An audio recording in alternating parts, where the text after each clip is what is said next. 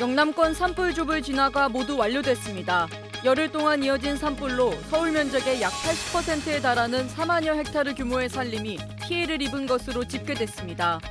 군은 지난 주말까지 누적 장병 7천여 명과 군용 헬기 400여 대를 산불 진화와 잔불 제거 작업에 투입했습니다.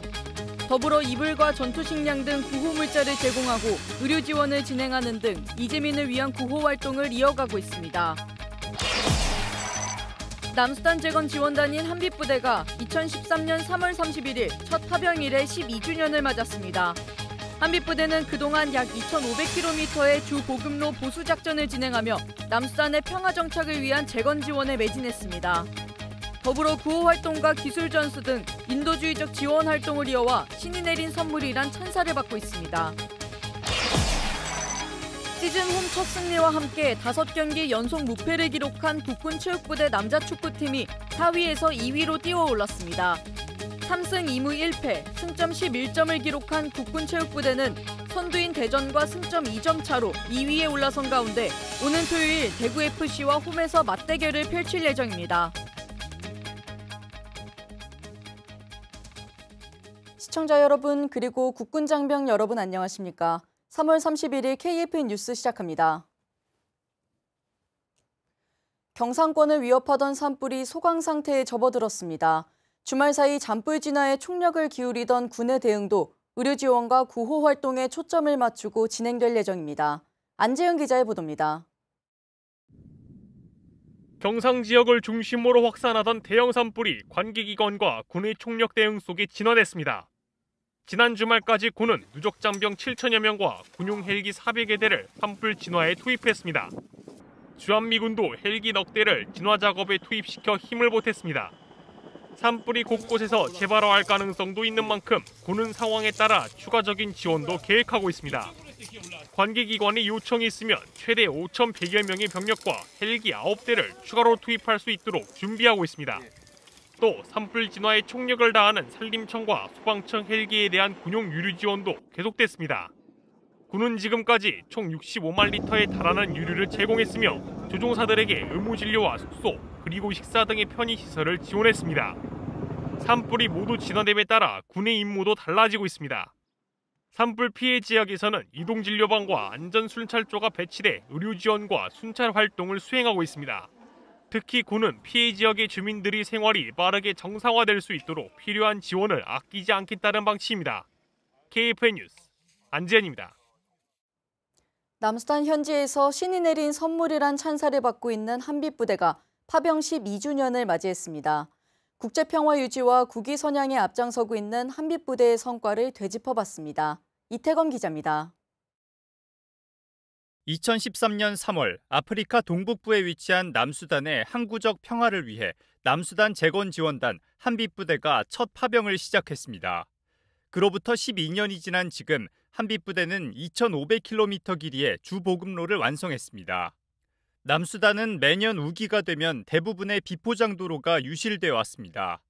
한빛부대 장병들은 섭씨 50도를 웃도는 무더위와 흙먼지 속에서 도로를 만들었고 이는 주민들에게 식량과 의료용품을 수송하는 생명줄 역할을 하고 있습니다.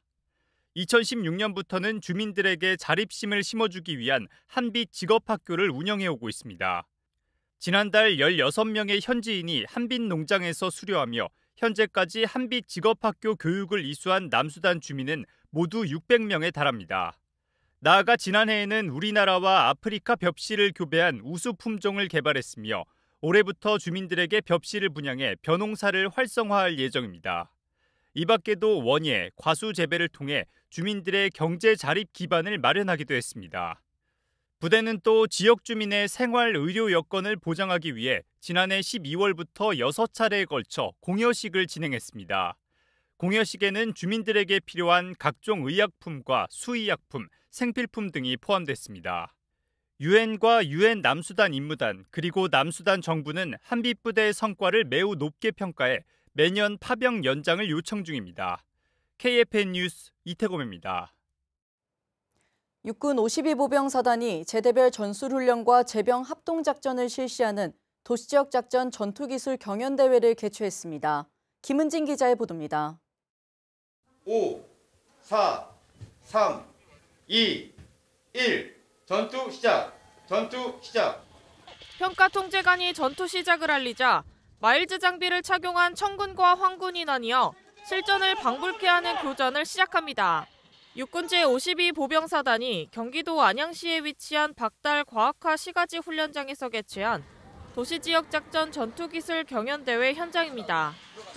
이번 경연대회는 도시지역이 대부분인 부대의 작전 환경과 특성에 부합한 전투기술을 기르고 부대별로 상호 보완한 창의적인 전투기술을 교류하기 위해 실시됐습니다. 경연대회는 사단 예하부대에서 자체 예선을 통해 선발된 8개 팀이 참가했습니다. 부대 자체적으로 훈련하고 숙달한 도시지역 작전에 대한 전투기술을 리그전을 통해 겨루었는데요. 교전뿐만 아니라 부상자 호송과 상황 대처 능력, 민간인 구호 등을 세부적으로 평가했습니다. 이를 통해 도시지역 작전에 대한 개인과 팀 단위의 전투기술에 대한 전반적인 점검도 진행됐습니다. 이번 경연대회에서 용호대대가 최우수 부대로 선정됐으며 최우수 전투원에는 독수리 여단 기동중대 육도연상병이 선발됐습니다. 이번 대회를 우승할 수 있게 된 건 저만의 힘이 아닌 용사, 간부, 그리고 여기에 참여하진 않았지만 뒤에서 물심양면 도와준 모든 분들 덕분에 이번 대회를 우승할 수 있었다고 생각합니다. 최우수 부대와 최우수 전투원에게는 부대 표창과 격려금, 휴가 등이 부상으로 수여됐습니다. 사단은 이번 경연대회의 결과를 분석해 후반기에 추가 훈련 과제를 도출할 계획입니다. 사단은 이번 경연대회를 통해 작전 지역 특성에 대한 이해도를 높이고 전투력을 향상시켰습니다. KFN 뉴스 김은진입니다. 육군 36사단이 6.25 전사자 유해 발굴 개토식을 진행했습니다. 국가를 위해 헌신한 마지막 한 분까지 모시기 위한 노력이 오늘부터 진행되는데요. 개토식 현장에 백재훈 기자가 다녀왔습니다. 화창한 날씨 사이로 유해 발굴의 시작을 알리는 개토식이 진행됩니다. 행사를 주관한 하원철 육군 36사단장은 호국영령에게 추모의 예를 올리고 유해 발굴에 있어 최선의 노력을 다할 것을 다짐했습니다. 선배님들의 유품 하나, 유골 한 조각이라도 더 찾아 명예롭게 모시는 일이야말로 우리가 반드시 감당해야 할 소명이자 역사적 책무입니다. 행사는 피터 반더플리트 주한 네덜란드 대사와 김명기 횡성군수, 이근원 국유단장을 비롯한 내빈 100여 명이 참석했습니다. 이번 유해 발굴을 진행하는 횡성 송안리 일대는 1951년 2월 홍천 포위 공격과 강림 안흥 전투가 이뤄진 격전지입니다. 작년에는 같은 지역에서 6구의 유해와 536점의 유품을 발굴했으며 부대는 올해도 성공적인 유해 발굴을 위해 준비 단계부터 만반의 준비를 해왔습니다. 호국 영웅들을 가족의 품으로 모시는 것은 당연한 우리의 책무입니다. 올해 유해 발굴 작전간에도 강원 안보지킴이 36사단은 최선의 노력과 정성을 다하겠습니다. 이날 행사에는 대한민국을 위해 참전했던 네덜란드를 대표해 피터 반더플리트 주한 네덜란드 대사가 참여해 의미를 더했습니다. And I was invited to this ceremony here in Wengsung, which is a very, very meaningful location for us Dutch, because the Dutch soldiers in the Korean War fought a very tough battle here, and we lost a lot of lives here in Wengsung. 대한의 자유를 위해 목숨 바쳐 헌신한 국군과 참전국의 장병들을 기억한 육군 36사단의 유해 발굴 개토식. 부대는 오늘부터 다가오는 5월 9일까지 6주 동안 유해 발굴을 진행합니다. KFN 뉴스 백재윤입니다. 국군체육부대 남자축구팀이 어제 김천 종합운동장에서 강원FC와 맞대결을 펼쳤습니다. 국군체육부대는 1대 0으로 승리하며 시즌 2위로 올라섰습니다. 김은별 기자입니다. 전반전 내내 팽팽한 긴장감을 유지한 국군체육부대와 강원FC. 이날 경기의 해결사는 이동경이었습니다. 이동경은 후반 30분 왼발 슈팅으로 골을 터뜨리고 최종적으로 팀을 승리로 이끌었습니다. 국군체육부대는 올 시즌 K리그1 6경기에서 3승 2무 1패를 기록 중입니다.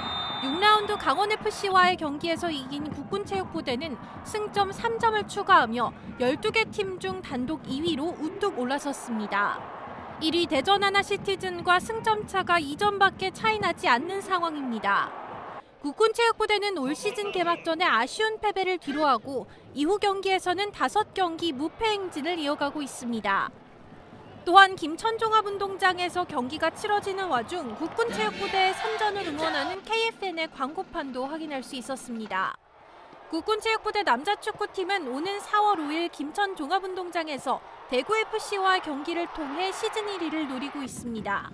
50만 국군 장병의 응원을 등에 업은 국군체육부대 남자축구팀의 경기는 KFN에서 확인할 수 있습니다. KFN 뉴스 김은별입니다.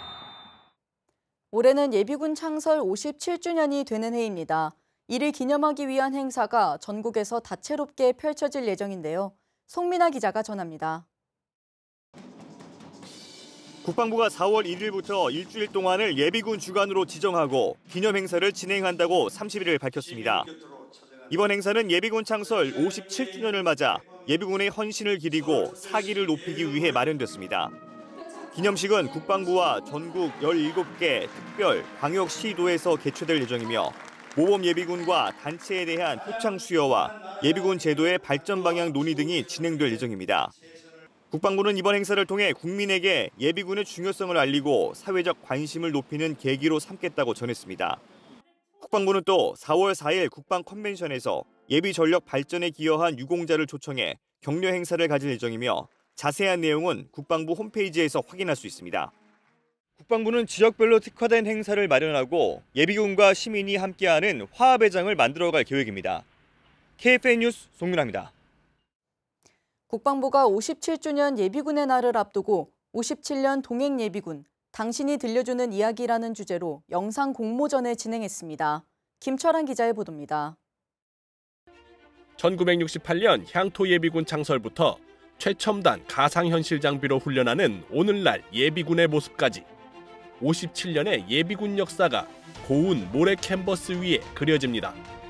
57주년 예비군의 날 기념 영상 공모전에서 개인 부문 최우수상에 선정된 샌드 아티스트 송은미 씨는 지역방어 최전선은 물론 국가 재난의 순간에도 언제나 함께 해온 예비군의 활약상을 선보였습니다. 57년간 국민과 함께 해온 예비군의 역사와 그리고 현재까지 현 장병들과 함께 활약하고 있는 예비군의 모습을 작품으로 담아보았습니다. 단체 부문에서는 전윤찬 예비역 대위팀이 상비 예비군 제도의 미래상을 묘사하며 실질적 제도 개선 방안을 제시해 최우수상의 영예를 안았습니다. 이와 함께 예비군들에게 자부심과 조국수호 의지를 심어주는 영상을 만든 박상혁 씨와 육군 군무원 이강수 씨가 각각 개인 부문 우수상을, 최민혁 씨가 장려상에 선정됐습니다. 단체 부문에서는 홍승우 해군 예비역 병장팀과 표주성 상병 등 공군 8 전투비행단팀이 우수상을 받게 됐습니다. 제 영상을 통해서 예비군분들이 이제 책임감과 자긍심을 가지시고 남은 예비군 생활에 잘 복무하셨으면 좋겠습니다. 국방부는 이번 공모전 수상작들을 KFN 뉴스 등을 통해 방영해 우리 국민이 신뢰할 수 있는 정예 예비군의 모습을 보여줄 계획입니다. KFN 뉴스 김철환입니다. 우리 해군은 급변하는 함정 정비 환경에 대응하기 위해 함정 MRO 정책을 추진하고 있습니다. 해당 정책을 체계적으로 추진하기 위해 구성된 민군 협의체는 협력의 폭을 더욱 넓히기로 했습니다. 박인배 기자입니다. 해군과 각 기관 전문가들이 한자리에 모여 토의를 이어갑니다. 주제는 함정 MRO. 함정 MRO는 민간과 군의 자원을 활용하면서 함정의 성능을 유지하는 모든 정비 활동을 말합니다. 군직 정비와 외주 정비의 이원적 개념에서 벗어나 정비의 방법과 수단을 확장하는 개념입니다. 해군은 지난해 9월 함정 MRO 정책을 체계적으로 추진하기 위해 민군 협의체를 발족했습니다. 지난해 12월부터는 대한기계학회와 공동으로 협의체 회의를 확대해 나가고 있습니다. 재작년에 해군본부와 기술 교류, 연구개발 분야 협력을 위한 양해 각서를 체결했고 추계 학술대회에서 이 해군 세션을 저희들이 개최를 했고 현장 초청 강연 등을 통해서 협력의 폭과 깊이를 꾸준히 넓혀왔습니다. 협의체는 이번 회의에서 우리 함정 MRO 정책 방향과 사업 현황을 들여다보고 발전을 위한 논의를 펼쳤습니다. 해외 MRO 시장이 각광받고 있는 가운데 우리가 추진해야 할 방안에 대해서도 다양한 의견을 나눴습니다. 3회차를 맞는 함정 MRO 협의체 회의는 군과 산업계의 MRO 역량 발전을 위해 민간군, 산학연 50개 기관이 소통하는 자리로서 회의에서 제시되는 소중한 의견을 바탕으로 함정 MRO 정책의 추동력을 유지하고 해외 함정 MRO 시장 확보를 위한 상호 시너지 효과 창출을 위해 노력하겠습니다. 무엇보다 협의체 사이 소통을 활성화하면서 보다 적극적인 협업을 이루는 데 뜻을 모았습니다. 민관군, 산학연 간 어떠한 노력이 필요한지 등등에 대해서 이 자리에서 충분한 논의가 이루어지고 또 민관군, 산학연이 상호 소통하고 발전할 수 있는 계기가 되기를 기대합니다. 날로 중요도가 높아지고 있는 함정 MRO. 미래 국방 환경에 대응하는 우리 해군의 정책에 관심이 모아지고 있습니다. KFN 뉴스 박인배입니다. 부분 휴전안 이행이 진척되지 않고 있는 가운데 소셜미디어 플랫폼을 통해 러시아가 우크라이나에 공세를 퍼붓는 영상과 사진이 올라오고 있습니다. 김효진 기자가 전합니다. 젤렌스키 우크라이나 대통령은 현지 시간으로 30일 소셜미디어 플랫폼 X에 지난 한 주간 우크라이나 대부분 지역이 공격받았다고 밝혔습니다. 전날 발생한 하르키우 공습도 언급하며 2명이 사망하고 약 30명이 부상당했다고 설명했습니다. 앞서 우크라이나 북동부에 있는 제2도시 하르키우 당국은 군 병원, 쇼핑센터, 아파트에 대한 러시아의 드론 공습으로 1명이 숨지고 최대 14명이 다쳤다고 밝혔는데 사상자가 더 늘어난 겁니다. 우크라이나 공군은 29일에서 30일 밤 러시아가 드론 111대를 보냈고 그중 65대를 격추했다고 전했습니다. 우크라이나군 총참모부도 소셜미디어를 통해 우크라이나 동부 전선에서 러시아군이 공세를 벌이면서 치열한 전투가 벌어지고 있다는 글을 올렸습니다. 하루 동안 전투 104건이 벌어졌으며 대부분 돈바스 지역의 최전선인 포크로우스크를 둘러싸고 발생했습니다. 이에 대해 젤렌스키 대통령은 러시아는 전쟁을 끌고 있다며 우리는 러시아 공습 등 모든 정보를 동맹국과 공유할 것이며 이들의 협조를 기다리고 있다고 강조했습니다. KFN 뉴스 김효진입니다. 이어서 오늘의 국방단신 전해드립니다. 해병대 1사단 화생방대대와 미 해병대 화생방소대 장병 160여 명이 29일까지 부대 훈련장에서 한미연합 화생방 훈련을 하며 적 화생방 도발에 따른 대응 절차를 숙달했습니다. 이와 함께 해병대 1사단 71대대 장병 280여 명은 강원도 평창군 산악종합훈련장에서 3단계로 진행된 산악종합훈련을 성공적으로 마무리하며 최고도의 전투준비 태세를 갖췄습니다. 공군 3미사일 방어여단이 3D 프린터로 USB 포트락을 자체 제작해 보안 사고 예방에 나섰습니다. 포트락을 제거하기 위해서는 반드시 전용 제거기가 필요하며 네트워크별로 구분해 사용할 수 있도록 다양한 색상으로 제작됐습니다. 사며단 예하부대 등에서 한 달 동안 포트락을 시범 운용할 예정이며 의견 수렴을 거쳐 부대 전체에 확대할 계획입니다. 육군 화생방학교는 장병들의 정서함양과 자기개발을 돕기 위한 복합문화공간 개장식을 개최했습니다. 복합문화공간은 전시공간과 북카페, 지식정보센터 등으로 구성됐으며 부대는 장병들의 복무 의욕을 높이고 문화와 쉼이 공존하는 병영문화 정착을 위해 최선을 다할 방침입니다.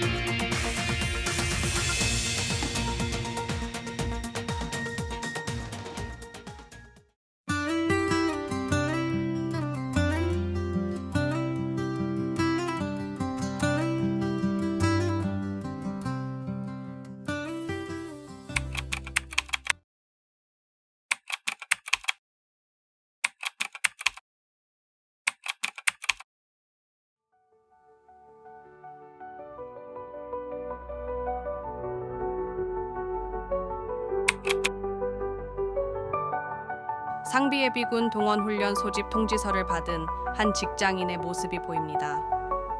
직장 상사에게 올해 평일에 예비군 훈련을 참석할 수 있다는 이야기는 해두었지만 바쁜 시기에 며칠씩 휴가를 낸다고 말씀드리는 것이 부담스러웠나 봅니다.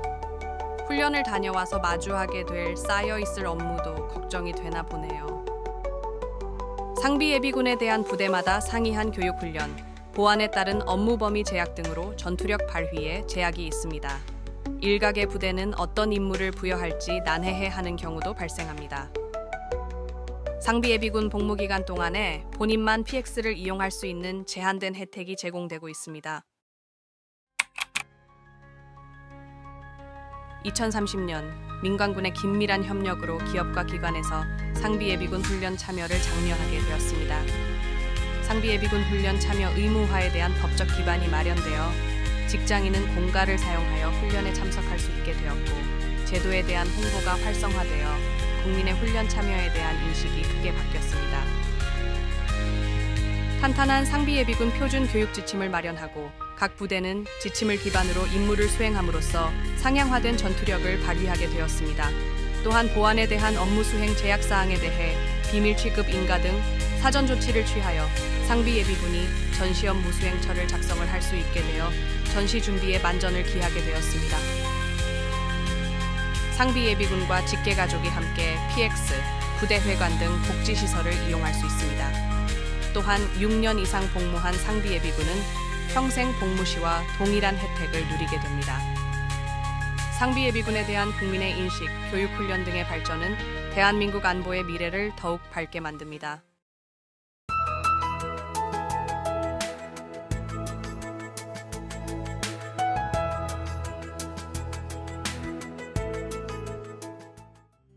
(3월 31일) 기상정보입니다. 3월의 마지막 날인 오늘 아침에도 주말 동안 기승을 부린 꽃샘추위가 이어졌습니다. 다만 오후부터는 날이 빠르게 풀리면서 서울 낮 기온이 13도까지 올라가겠습니다. 자세한 날씨 알아보겠습니다. 오늘은 전국이 대체로 맑겠습니다. 다만 서풍이 불며 동쪽 지방은 고온 건조해져 숨은 잔불이 확인될 수 있는 만큼 경계가 필요하겠습니다. 내일도 대체로 맑은 날씨가 이어지겠으나 아침에 내륙 일부 지역에는 안개가 예상됩니다. 내일 아침 최저 기온은 서울 4도, 대구 0도로 오늘보다 따뜻한 아침 기온이 예상되며 한낮 최고 기온도 서울 16도, 대구 18도 등 한기가 물러가며 따뜻한 봄 날씨가 예상됩니다. 작전 기상입니다. 오늘 모든 작전은 기상으로 인한 제한이 없겠습니다. 주간 기상 전망입니다. 수요일에 경기 강원 지역은 흐려져 비가 내리겠고 충청 이남 지역은 오후에 점차 구름 많아지겠습니다. 목요일에는 전국이 대체로 맑겠으나 동해안 지역은 비와 눈이 예상됩니다. 토요일에 기압골의 영향으로 전국에 비 또는 눈이 내린 후 오후부터 점차 개겠습니다. 이상 공군기상단 제공 기상정보였습니다. 이것으로 KFN 뉴스를 마칩니다. 시청해주신 여러분 고맙습니다.